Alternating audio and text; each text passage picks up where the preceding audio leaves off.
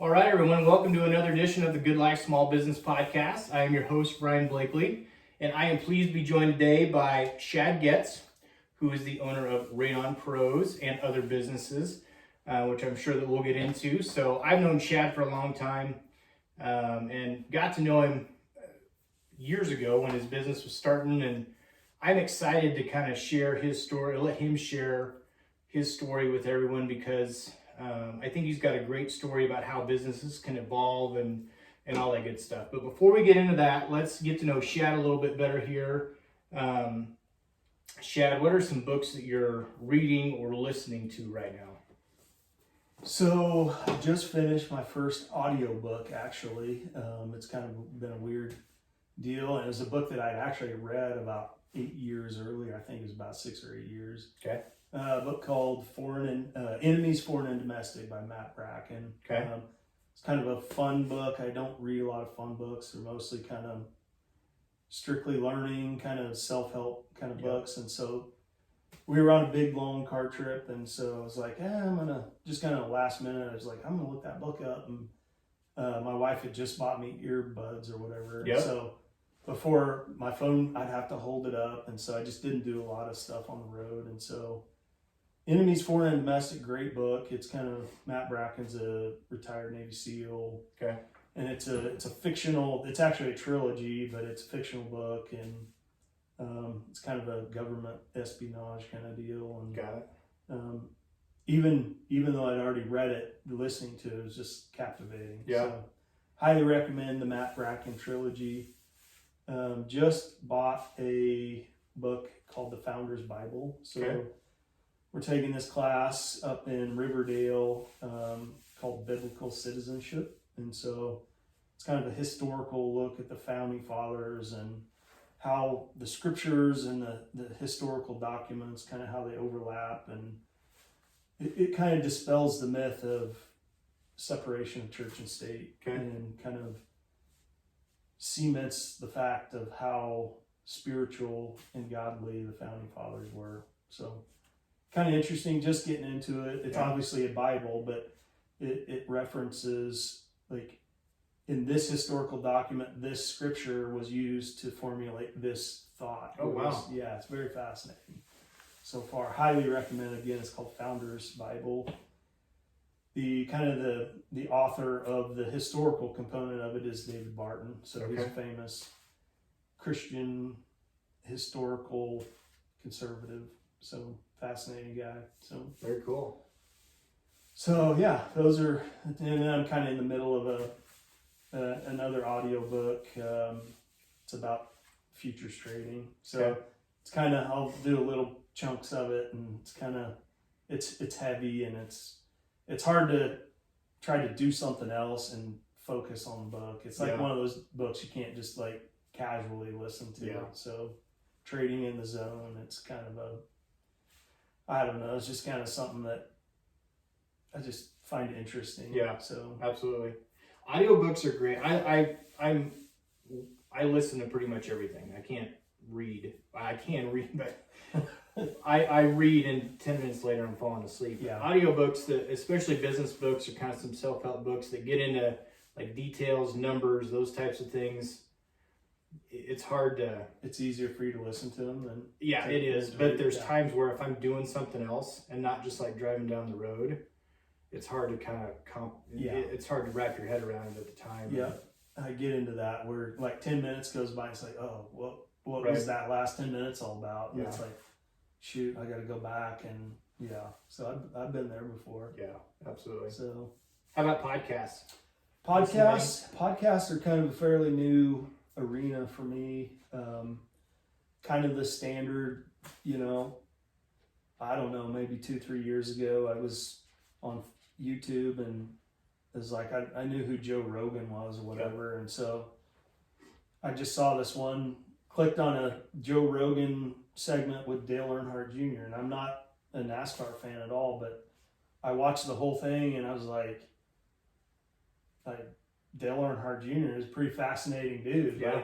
And I'm not a big NASCAR fan at all, but so I kind of started following Dale Earnhardt Jr.'s podcast, the Dale Jr. Download or whatever it's called. And and I don't watch every one religiously. Sometimes I'll just kind of go back and scroll through and see some of the more interesting ones. But some of the political ones, Shapiro, Helder, some of those I'll kind of scroll through. But there's not like a podcast. I mean, I watch every episode of this one, but I didn't think to say that. this is a good podcast. I love it. But there's not one that I just religiously like, oh, okay, I gotta, every day kind of thing. So, but I do kind of scroll through, and I'm a selective browser, I guess. Yeah. So. Yeah. Very cool. All right. Well, let's get into it here a little bit. Tell me more about your journey as a small business owner, kind of how it started and how things have progressed for you throughout the years, and just kind of take it away. Okay. Well, it is definitely a kind of a long story, and kind of very, very early on, I knew I was going to be a business owner of some sort. Didn't know what, why, or how, or any of those kind of details, but just kind of had that. And I think most small business owners would understand the statement. There's just something inside of you that you may not recognize it, but it's just there. Yep. And so had that from a very early age. I don't remember if I was in late high school or early college years, but I just saw this niche.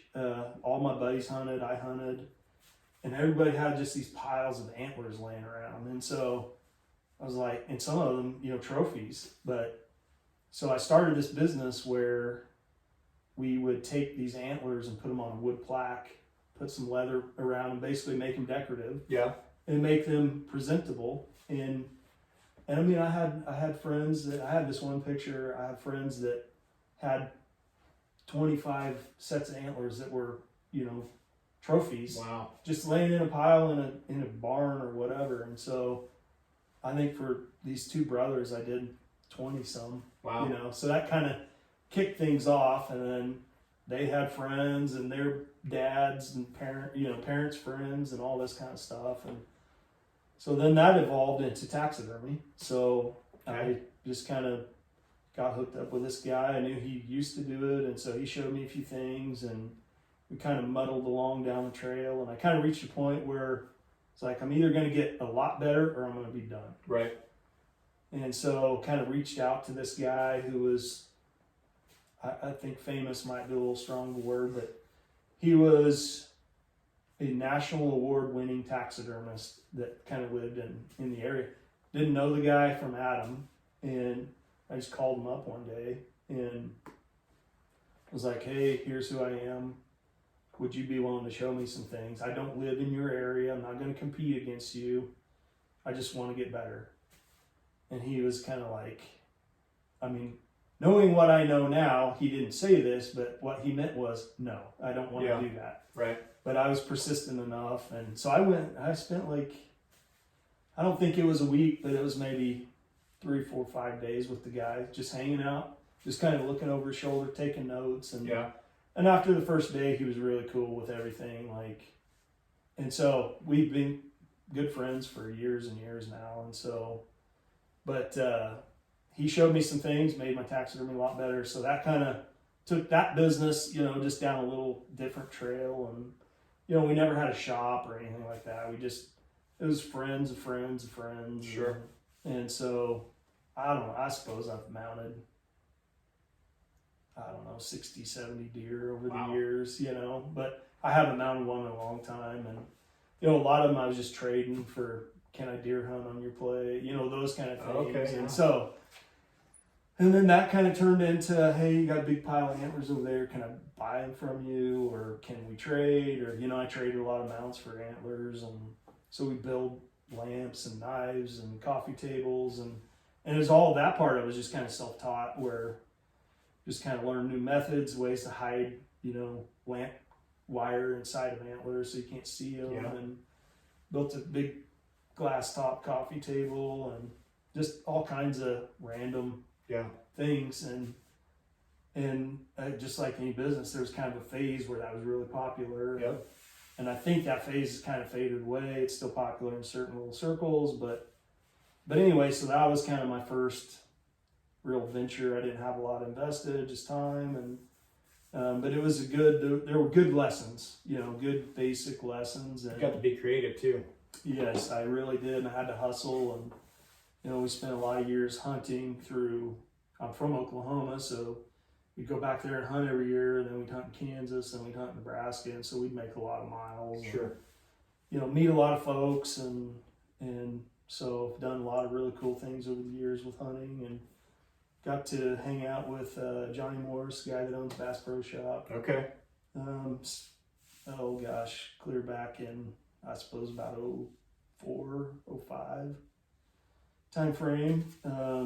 Been on hunts all over Colorado, Texas, of course, Oklahoma, Kansas, Iowa, just kind of, you name it. Yeah. So that was the beginning of my business life. And so then I went to college, I got an engineering degree, got out of college, worked as an engineer for about 10 years, 2 different factory jobs. And I don't really want to go into a lot of detail, but basically looked like I was probably just going to be a factory worker, just work an engineering job in a factory for the rest of my life. Mm-hmm. And kind of had a situation where the guy that I replaced, he got promoted, went to corporate. I took that job, and then some years later he wanted to come back, so he came back, and we had a decent relationship, but he was unbearable, let's just say. Okay. Might have been some mental health issues. Don't really know. Don't really care. It's right. Whatever. I got no hard feelings with the guy, but basically it came down to I was carrying my 2-week notice in my pocket, just ready, like holstered up, and one day he just kind of exploded about just some random thing, and so I just pulled it out of my pocket and I go, "There's my 2-week notice." And wow. He's like, "Yep," and he's like, "You can't do that." I go, "Just did." So that was, and so he goes, "Well, you're done today." And I said, "Great." I've got work to do. So I had already kind of been in the works with my first, what I'll call my first real business, which was, so part of my role at that factory job was organizing, like, who's gonna, if we had trees that needed removed or planted, bushes, rocks, sprinklers, parking lot maintenance, building maintenance, all these kind of things. And we had to hire a different company to do every single one of these things. And I was like, why isn't there a company that could mow the yard, fertilize it, maybe trim a tree, fix a sprinkler head, and do our snow removal? Right. And there wasn't a single company out there. So I was like, that's what I'm going to do. I'm going to build this kind of one-stop shop for maintenance, whether it's home, commercial, whatever. Yep. And so we started to accumulate tools and equipment, and we just did it on a really kind of low budget, cash only. We bought old worn out equipment, fixed it up, painted it, made it look nice. And so that's kind of how we got our start with Property Pros. And so I took off from there, and we started, we landed a condo association deal where it was 24 units, and we basically were taking care of the books, taking care of the maintenance, taking care of anything that needed done on the property. And then we landed a deal with a, bigger property manager that managed, 800 units. And so we would go in anytime somebody's going to move out, we would go in and, fix the drywall, clean, a lot of times people leave garbage, and clean them out, fix anything that needs fixed, from hanging mini blinds to touch up paint to ripping out carpet. Yeah. Basically whatever needed done, we would do it. And so we did that. We started that in 2009, I believe. And then in about 2012, I met these guys that owned this radon business, and they were retired state troopers. And so they had already retired once, and they had done this radon thing for, I think, about 6 or 7 years. So they were tired and they were ready to do something else. And so probably isn't easy work. Yeah, it's not work for an old man, that's for sure. Yeah. you're in attics, you're in crawl spaces, it's hot, it's cold, you're on roofs with snow on them. I mean, there's just a lot of things that you shouldn't be doing if you're 60 years old, right? You know? And so we struck a deal, and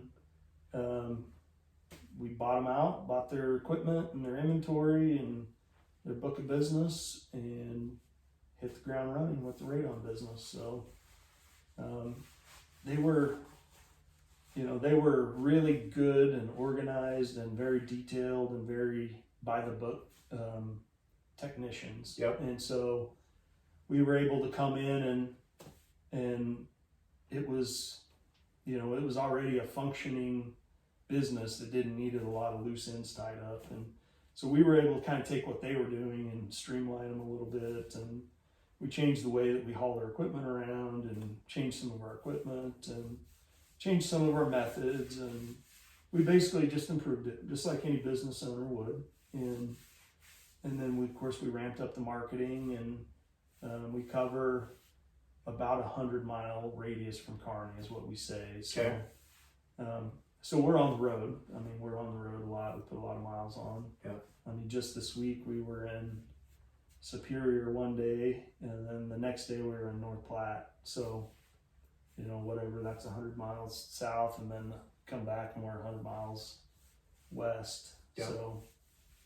So we do hit the road a lot. Yeah. So, yeah. What was the learning curve like? So you go from Property Pros and buy the business for the Radon side of it. Did those guys stick around for a while and kind of teach you that business, or what? They actually did. They agreed, and which was really key. They agreed to stick around. I think it was about 3 months. And so, yeah, I literally just rode with Lynn every day for, however long. And then there was a day where he just goes, "You got this. See ya." And I was like, "Whoa, wait, like what?" And so he knew, time was right. And so, just like, mama bird kicking the baby out of the nest kind of thing. And so I didn't feel like we were quite ready, but he thought we were. And so off we went. And, just like anything, there's little bumps in the road. Sure. You make this little mistake, or you do this, or you do that. I mean, sometimes you do this and you're like, oh, that was an accident. There's actually a better way to do things. Right. So all those, it was an interesting year. And the state, so back then in 2012, the state of Nebraska, so the state of Nebraska is a radon regulated state. Some states just, you can do whatever. Mm-hmm. Anybody can put in a radon system, but Nebraska is one of the most regulated states for radon. And so the licensing process was difficult, and the auditing process was difficult. And so for every job we do, we pay the state $50, fee. Mm. And then they audit us periodically. They say periodically. In the early days, it wasn't periodically. It was every job. Really? Yeah, oh yes. And they had a point to prove. So one time they made me drive, I don't remember, Hastings or Franklin or somewhere, to move a clamp 1/2 of an inch. Wow. Yep. Just to prove a point. So, and then there was other little messages sent, let's Sure. just say. And so at that time, so my license number is 113. So I was the 113th license ever issued in the state of Nebraska for radon. And so at that time, there was about 80 some operating radon companies or radon mitigators. And all but, I think it was about 10 or 12 were in Lincoln and Omaha. Oh, wow. So the whole entire rest of the state was covered by about 10 mitigators. And so, for the first 5-6 years, Tri-Cities and really beyond, we were the only game in town. And so we were really making the miles now. And so we've had a fair amount of competition move in. We're the oldest, and we have the most systems installed. How many systems? I think, I haven't totaled up, but I think we're around 1,800 at this point. Yeah. In 8 years. 8 years? Yeah. Okay. So I don't know what that math comes out to, but it's a lot. Yeah. So we average, I'd say over the last year we average about 15 a month. So in the summer times we're doing 20 to 25 a month, and then in the winter times we slow down to 10 a month or whatever it is. And probably no two are the same. It's pretty rare. I mean, they all do kind of have their own fingerprint, and every once in a while you walk in a house and you're like, oh yeah, I've already done this footprint, Yeah. But there's still obstacles. You don't know what the plumber did. You don't know what the HVAC guy did. You don't know, somebody put something weird and right where you need to be, kind of thing. And so there's always little nuances that you have to go around or deal with, or challenges that are going to be there. Yeah, It probably makes it fun. It makes it interesting. Rarely do those kind of challenges make it fun, but it makes it interesting. Yeah. We just did a house in Hastings a couple weeks ago, a basement, but the floor of the main level is concrete. Oh. Yeah. And so in order to do that, they had to have these huge concrete beams that hang down. And so we had to deal with all of that. And so, yeah, it's kind of, I've seen a couple of those houses over the last few years, but we've seen wood wall basements. We've seen secret passageways. We've done houses at 1890s. Wow. Yeah. We've done a house over in Odessa one time that had 5 different crawl spaces, 2 different basements. Yeah, crazy. That was the first time that I thought we actually found a dead body in a crawl space. Found this weird bone, I was like, uh-oh, I think that might be a femur. But it wasn't. That's not what you're expecting. Yeah, not good. So yeah, we find all kinds of weird oddities in the houses, and attics and crawl spaces alike, garages. The same on the clean out stuff that we do with the other business. Like, we did a house a couple summers ago, had probably 3,000 was our estimate beer bottles, all Bud Light Platinum beer bottles. Like, this guy had a couch, and it was like you just threw them. They're just like 4 foot along one wall and around the other wall. It's like, are you serious? Who lives like this? It's crazy. Yeah, completely gross. You can imagine what it smelled like. Oh, I'm sure. Yeah. Yeah. Plus, there's about 100 and some Casey's pizza boxes with pizza in them. Yeah. Yeah. Pretty gross. So. Yeah. All right. So I want to ask, and I think that your story is interesting. We were talking before we hit record a little bit, but talk a little bit about how that evolution was for you. So you turned in your 2-week notice. You kind of already started with the Property Pro side of things, and you're doing that. And this opportunity comes along for the radon mitigation. Mm-hmm. And the reason I want you to talk about it, I think it's interesting where as a small business owner, you can have a vision of what you think something's going to look like, and an opportunity that you don't see coming, it comes along, and you kind of have to decide, am I going to take this opportunity? Because really Radon Pros has become a big part of what you do now. Yeah, Radon Pros is the bulk of our business at this point. But yeah, you're right. Just like kind of we've already been talking about a little bit, we did the Property Pro thing for 3 or 4 years. Had anywhere from 0 to 6 employees, and we were pouring concrete and finishing basements and cleaning up, storm damage and just those kind of things. And then the next thing I know, I'm visiting with these guys, and our whole business model changed just from a couple conversations, and I had looked into getting a radon license, and I just kind of looked at their business, and I just wasn't willing to challenge what they had going. They were too deeply entrenched, and I just felt like there wasn't enough fruit there for us. And so, we were just cruising along doing our thing, and next thing you know, we're shifting gears over to this, specialized, dealing with radioactive gas and there's licensing involved, and there's, you know, dealing with the state and things that we had never dealt with before. Sure. But yeah, the opportunity sort of presented itself. We sort of pursued it, and it just the timing worked out, and the details of it worked out. That, you know, you look at every decision and you go, what are the pros, what are the cons? And I guess I'm from a business standpoint, I'm more of a slow and steady. Let's take a swing and hope we get on first base. Let's not swing for the fences and risk striking out. That's more my style. Yeah. I have friends in business that are, you know, drunken sailor home run hitters. Like what are you doing? And they do. They hit home runs. Go big or go home. I have seen them strike out too, you know, but it's that's just not my style. So I looked at this particular decision, and it was more of a let's get on first base decision, but it seemed safe, and it seemed I didn't have a lot to lose. Yeah. So it wasn't a you know, enormous cash investment.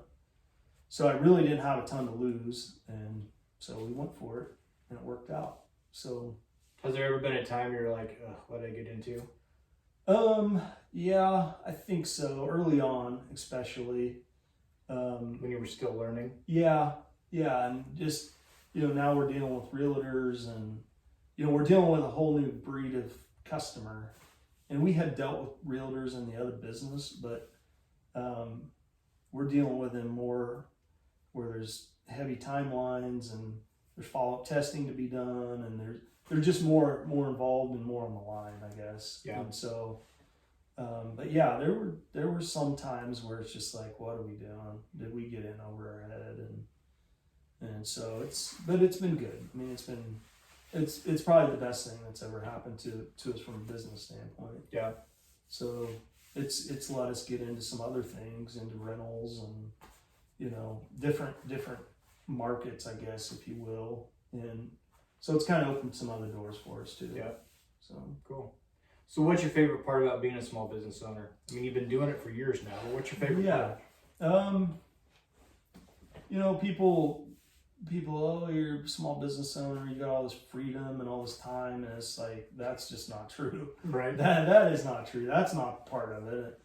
And, you know, the financial aspect of it is, I appreciate that side of it, but I'd say probably my absolute favorite part of it is I'm able to deal with people on a face-to-face basis, and I can help them in ways that I couldn't at the factory. Right. You know, we're making pharmaceutical delivery devices. That's helping people, but I don't ever get to see like that in action. Right. Other than when I go to the clinic and I'm like, oh, hey, we make those, you know, that kind of thing. Right.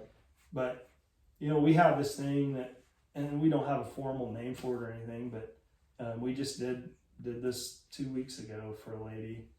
So a lot of times when we're there, there's real estate transaction going on. And so real estate transactions can be anything from two people just got married and they're buying their first house, to somebody just died and their mom's going in the home, or divorce, or Sure. You know. So sometimes we're seeing something at its very best, and sometimes we're seeing things at their very worst. Right. And so this particular instance was lady's husband had died. I don't know, not super recent, but she made the decision. She's moving to be with her kids wherever, Kansas, Oklahoma. And so she's moving her possessions out of the house. And so I was like, well, how are you moving this stuff? And she said, well, you know, I got, my kids are coming to help, but it's like, we really don't have a way to move these items. It's like a couch and a couple beds or something. I said, well, I have trailers. And she said, really? And I said, well, can we just, she needed them hauled to not the Goodwill, the Jubilee Center, I believe it was. Yeah. So I was like, well, we'll haul them for you. She's like, really? I was like, yeah, whatever. I mean, she just lived not too far from here. So So me and my guy finished the job, and we came back, got a trailer, and went back, picked the stuff up, and hauled it to the Jubilee Center for her. And so, but many times, I couldn't even guess how many times somebody's moving, and I'll be like, hey, I think we got 9 trailers or whatever. So it's like, I got trailers, and you need to borrow a trailer? And so we've loaned them out. I don't know how many enclosed trailers, pickup bed trailers, flatbed trailers, whatever. This comes out, you're going to be getting phone calls. Yeah, let's not put my phone number on this for it. But and people are generally pretty cool. You know, a lot of times they'll give me a gift card or whatever. Yeah. And it's like totally unnecessary. It's just kind of I just personally enjoy that part of it. Like, and you've got the freedom to be able to do that. Yeah. And so one time, this is a story. So me and my guy are in Menards picking up some stuff, and the cashier's an older lady, and the typical, how's your day going? Oh, not very good. I got to move or whatever. And I go, you're moving, huh? And she's like, yeah. I go, how you moving? I don't know yet. And so I go, well, I got a trailer if you want. And I don't know this lady. Never talked to her ever. Yeah. Her name was Barb. And so I'm like, you want to borrow a trailer? And she's like, oh, that'd be great. And then she's like, but I don't have a truck to pull it. And I go, well, I do have a truck. I typically don't loan my trucks out. And she's like, seriously? And I go, yep. Where do you want me to bring it or whatever? And so we arranged a meter. And so we're walking out of Menards, and my employee goes, where's she moving to? And I go, I don't know. And he goes, what if she's moving to California? And I go, well, I don't know. I guess we'll find out. So she was just moving across town or whatever. Yeah, so thank goodness. It was all good. Yeah. It was all good. So awesome. So that's what I enjoy, is just being able to help people. And, a lot of times people are moving.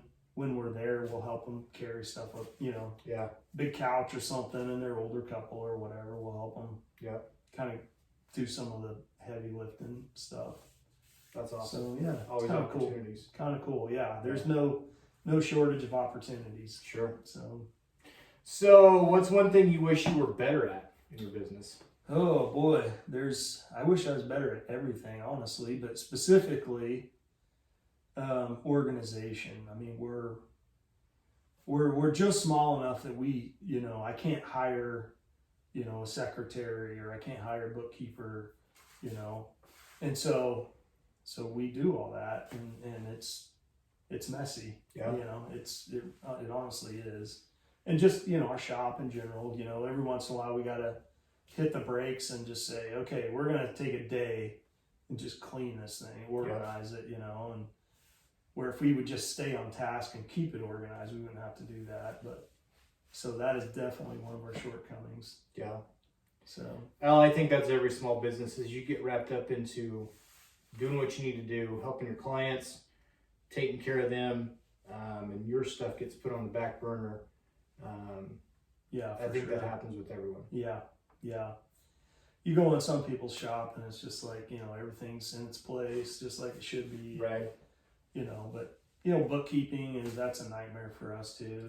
Just the process of billing and getting our bills paid, and every once in a while I just got to sit down and and I try to do a little bit every night, but sometimes you get home at, for like North Platte, you get home at 8, 9 o'clock at night, and you're like, last thing I want to do is spend an hour, sending out invoices, and so you get behind and you gotta, catch back up. Yeah. So kind of a nightmare. You would think that the part that you do to get paid would be exciting. Right. But I mean, people have said on this podcast before, that's my least favorite part, 1,000%. Yeah. Yep. Sometimes I'll just look at an invoice and be like, is that even worse than like, yeah. Oh man, like, come on. Is it worth my time? Yeah, that's sad. Yeah. Yeah. So it's been said before. Yeah, I believe it. Yeah. I can sympathize. Yeah. Let's talk a little bit about, so it is right at a year now, a year later from when the pandemic started, to today.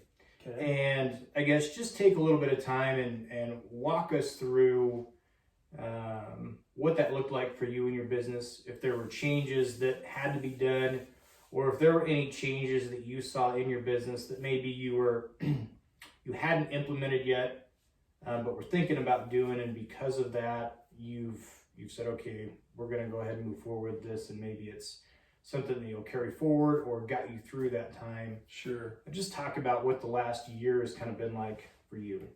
Yeah, it, looking back in the grand scheme of things, COVID really affected us very, very lightly. I mean, almost to the point that it didn't affect us at all. There were a few, we didn't lose any jobs that I can recall. We had to postpone several because there was kind of that early on phase where nobody knew anything about what was going on or March, what the April virus last was. year. Yeah. And so we had some appointments to do estimates, and even a few jobs that, people called and just said, look, I want to move this back. And I absolutely, I completely agree. But the flip side of that was we had an influx of jobs from people that, little Billy was off to college and wasn't going to be back till, who knows when. And so now all of a sudden his campus is closed. And so he's home living in the basement. Mom and dad are freaking out because we should have done something about the radon, but we never did. Mm-hmm. And so we had, I don't know, a handful of those. And so for the handful that got postponed and moved back, we probably offset those at least with the, what are we going to do now? Kind of the emergency kind of calls. And so, and then of course the mask thing, I'm a little bit of an anti-masker. I'm not like I'm going to die on that hill, but it seems a bit silly to me. But of course with customers, we're sensitive, and so you'd get halfway up to the door and like, oh, I don't have my mask. So you turn around and go back and get your mask, and then about half the time you have the mask so that they see that you're at least, you're at least recognizing that there's an issue. And half the time the customer would say, yeah, don't worry about it. And half the time they say, yeah, I'd rather you wear it, which is totally fine. Yeah. I get it. So we mask up and do our thing. And we really didn't have any customers that were, hey, get your mask, Mm-hmm. but we had some that asked us to wear them, and we did. And, they kind of said, well, once you're down in the basement, don't worry about it, So Mm-hmm. because it's a bear going up and down stairs, doing anything physical with these masks on. Yeah. You're breathing, your glasses are fogged over, and It can be tough. Yeah. So we didn't have any, we did have, of course we're dealing with environmental air quality. And so we're dealing with a crowd that generally is, sensitive to environmental air issues. And so, Mm-hmm. they're susceptible to be sensitive to COVID or whatever. Sure. And we had some customers that would call 2 days before the job and say, I tested positive, so let's move this thing better. My kid tested positive, or, those kind of things. So we had to deal with them just like everybody else. Right. And so, but generally speaking, our numbers were pretty typical year.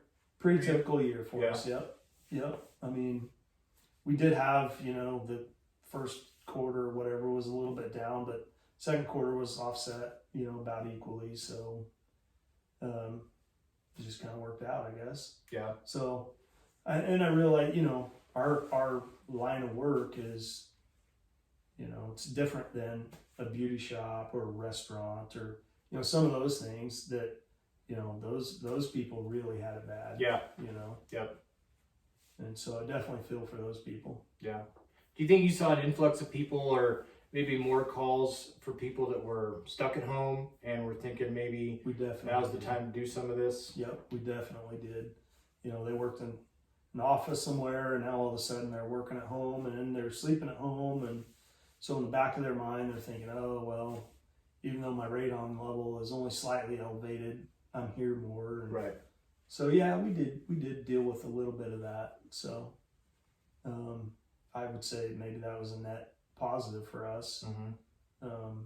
In the long run. Yeah. Good. So So through this whole journey, I guess if you had the opportunity to go back and talk to yourself as you're walking out of the factory that day you turned in your 2-week notice, Yeah. and to give yourself any advice, is there a piece of advice you would give yourself, or would you just let things go as they have? And Well, that's a tough question. I mean, probably the advice I would give myself is you should have left sooner. You should have, just dove off in there and got her done, So they in essence did for me what I wasn't quite ready to do for myself. Sure. So, but if I could give myself any advice, I would say come up with maybe a little better plan and then go execute that plan. Yeah. Don't just sit around and wait for, the inevitable to happen. Whatever that is. Mm-hmm. It's not going to fall out of the sky and land in your lap kind of thing. Go after it and come up with an idea, come up with a plan, go after it. Yeah. You said that the gentleman you bought the radon business from, when you looked at that and were looking to buy it, you saw kind of how their systems were, processes, procedures. Did you learn from that as far as how they had their business set up? Is that maybe different than kind of how you went into it, where they had maybe more structure, more organization? I may be putting words in your mouth here, but no, yeah, I mean, so what they had was, I guess looking back, this is how I see it. What they had was they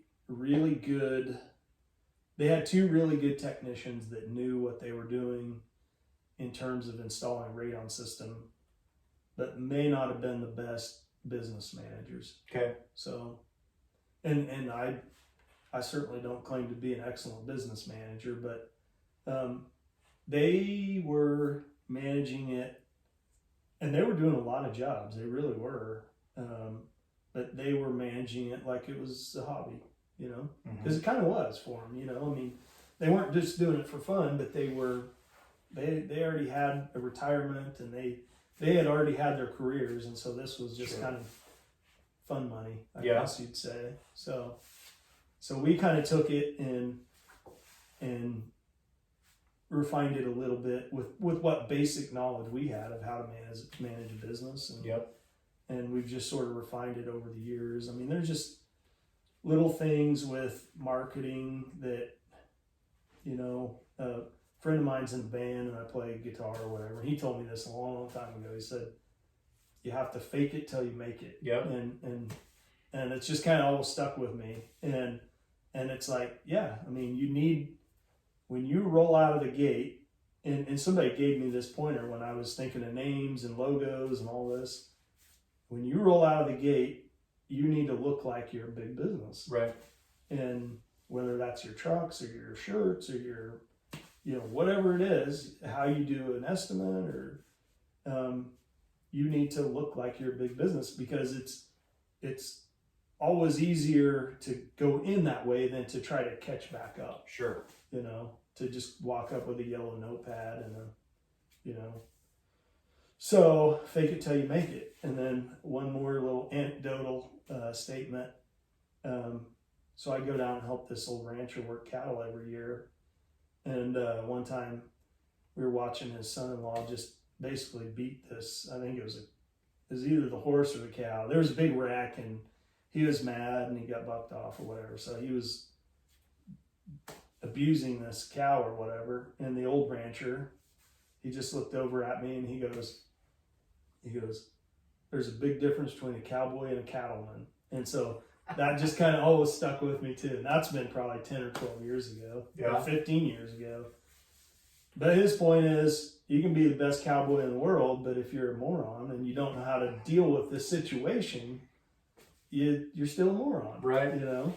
And, the old cattleman would just sit back and be wise about it. And no, this guy's, trying to beat up a cow or whatever. Well, It's like, that's not going to work. We all know that's not going to work. Yeah. And so, big difference between a cowboy and a cattleman. Yeah. It's always stuck with me. So That's a good one. So I've never heard that. So roll out of the gate from a cattleman mindset rather than a cowboy mindset. Yeah. And so, just it's a simple concept, but it's pretty profound. It Yeah. was for me. Absolutely. So, Well, then your answer to this next question may be the same, maybe it's different. But if someone came to you, your kids, maybe one of your employees comes to you and said they want to start their own small business, what advice would you give to them? so yeah, I mean, that's there's just so many things there, but yeah, I'll kind of go back to come up with a plan. Any business. Well, let me back up. First of all, I'd say know the difference between being self-employed and being a small business owner. Okay. Those are two definable terms, and neither one of them's right or wrong, but just know which direction you're headed. Define that for us. Okay, I can do that. I think this comes from, it either comes from Kiyosaki and Rich Dad Poor Dad, or was it the ebook? But the E-Myth? Yeah, Yeah, E-Myth. okay. There you go. Go ahead, sorry to interrupt. No. So the difference between being self-employed and a business owner is if you can walk away from that business for, I think it's 6 months or a year, whatever the term is, and come back and the business is still running, then you're a business owner. If you leave for one day and the thing collapses, then you're self-employed. Yeah. Which is what I am. I'm self-employed. I couldn't leave this thing for a week. I mean, I just couldn't, because of licensing and all these kind of things. I just have to be here. Mhm. So that's my reality. So advice for a small business owner to start up would be, you have to have some way to differentiate yourself from the guy next door. For us, we were the only game in town. We bought out the only game in town, so Sure. now we are the only game in town, for a service that had a niche and had demand. And so but if you were going to start pick a business, a snow cone stand, it's like, why?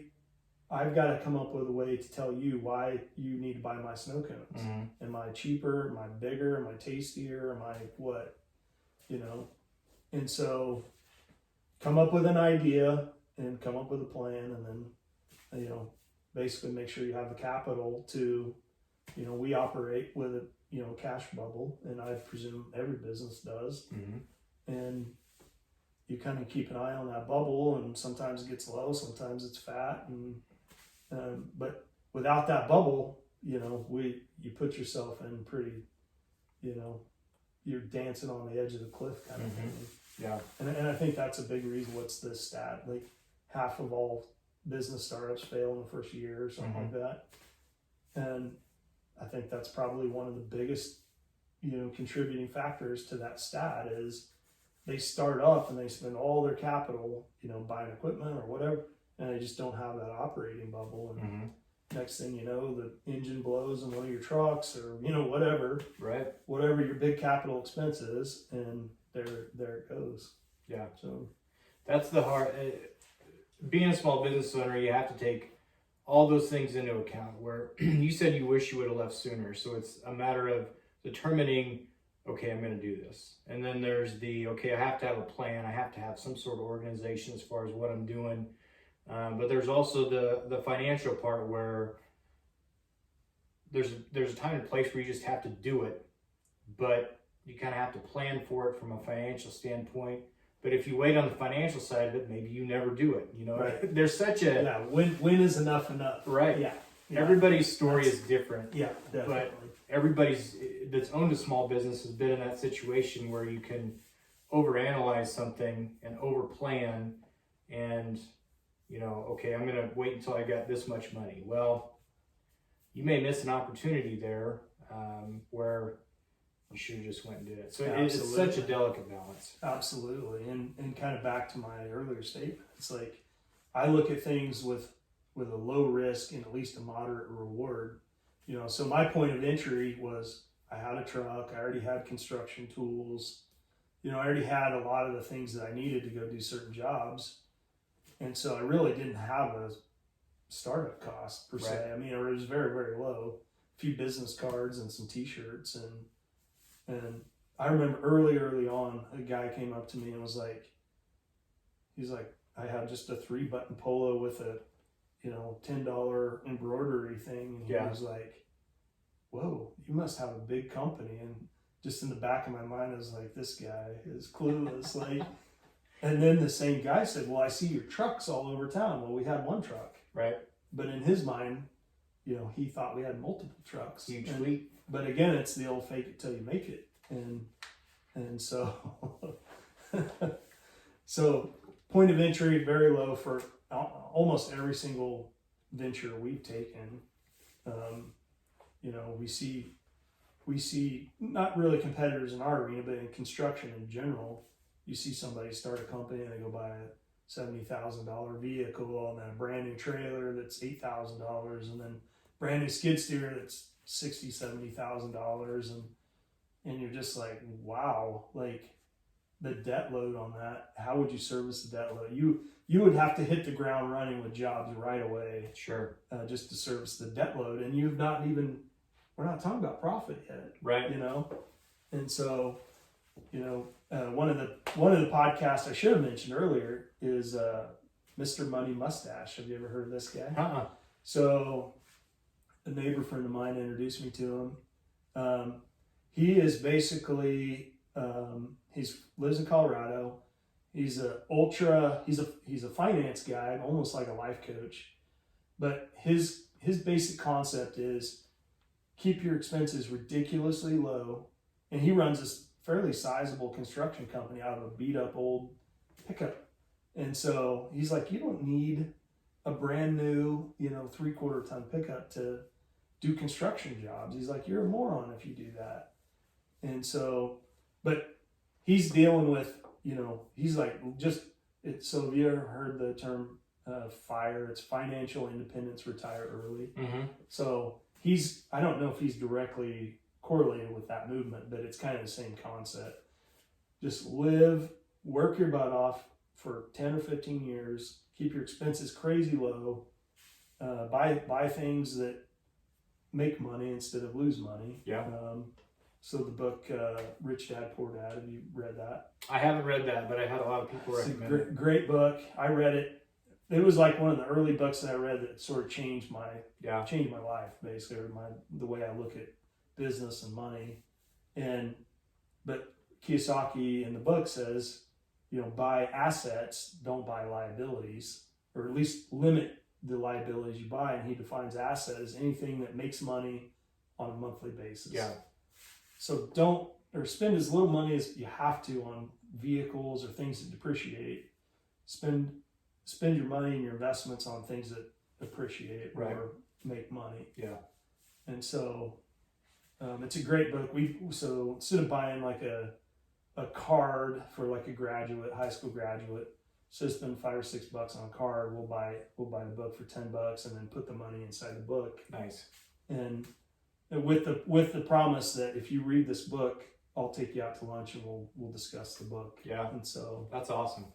Yeah, it's a great book, and it's, we've given away, gosh, I'd hate to 2-3 dozen of those books. Yeah. Yeah, it's a great book. Highly recommend you read it. Awesome. Yep. I'll add it to the list. You betcha. Yeah. So tell us more about how we can find out about you, about Radon Pros, what you do, social media, website, where do we go? So we do have a website, getsradonpros.com. We are on Instagram and Facebook. I'm not sure what I don't manage those accounts, so I think it's Gets Radon Pros on Facebook, and I think it's the same on Instagram, but I'm not 100% sure. I'll look you up and put a link in the show notes. Perfect. Yeah. So that's our basic marketing platform. We do Yellow Pages, of course, but other than that, it's word of mouth. So what's the process for a mitigation system if someone's interested or maybe wants to know more? So it generally starts with a radon test. We don't do the testing, so we can get you hooked up with a radon testing company if you want. There's test kits you can do at home. Once you've established that your radon level's high enough, you want to mitigate it, give us a call. We'll come in, we'll give you an estimate, free estimate, walk through, kind of give you some details of where we think the system's going to be. And then once we book it, it's usually a 1-day process. we arrive about 8:30 in the morning, and we're there until it's done. And then once the system's up and running, there'll be follow-up tests, and once we're all satisfied that the radon level's satisfactory level, then we shake hands and we're friends. So Done deal. that's it. That's the end of it. Got it. So pretty painless, really. Cool. Yep. Very good. So Shad, it's been a blast. It's good to catch up. absolutely. It's been a while since Thanks we've had for a chance. having us. Yeah, It's had a fun. chance to sit down and talk. So This is fun. yeah, appreciate it. You bet. Thank you, Brian.